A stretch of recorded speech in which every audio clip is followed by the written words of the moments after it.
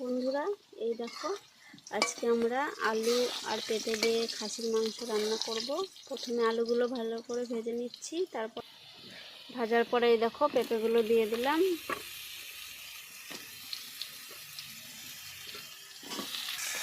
এবার আলু আর পেঁপে একসাথে আমরা ভেজে নেব। ভাজার পরে প্রথমে দিচ্ছি দুটো তেজপাতা, তারপরে দিচ্ছি দুটো লবঙ্গ, এলাচ, কাঠ, তারপরে দেখো এই দেখো কতগুলো লঙ্কা চিড়ে দিচ্ছি, দিয়ে দিচ্ছি কতগুলি কাটা পেঁয়াজ। দেওয়ার পরে খানিকটা ভেজে নিচ্ছি। ভাজা হয়ে গেলে লবণ দিচ্ছি, দিয়ে দিচ্ছি পেঁয়াজ রসুন বাটা, দিয়ে দিচ্ছি সানরাইজ মিট মশলা, দিয়ে দিচ্ছি সানরাইজ হলদি পাউডার, যা স্বাস্থ্যের জন্য খুবই ভালো, তোমরাও এটা ইউজ করো, এটা খুবই ভালো। দিয়ে দিচ্ছি সানরাইজ কাশ্মীরি মির্চি কালার, যাতে মাংসটার কালারটা ভালো হয়। দিয়ে দিচ্ছি আমাদের খাসির মাংস। এই দেখো খাসির মাংসগুলো একটা একটা করে দিয়ে দিচ্ছি।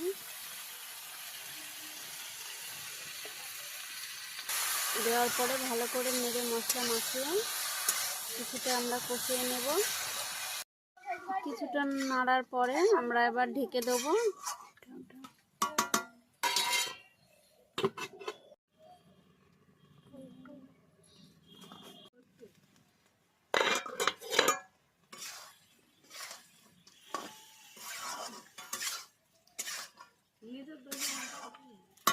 ঢাকনা খুলে দেওয়ার পরে দিচ্ছি আমরা জিরে বাটা, আদা বাটা,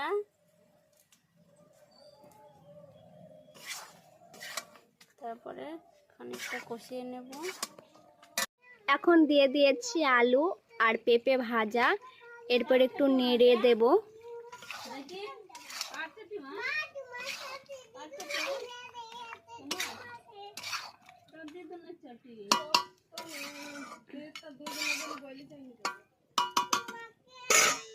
ঢাকা দিয়ে দেব একটু।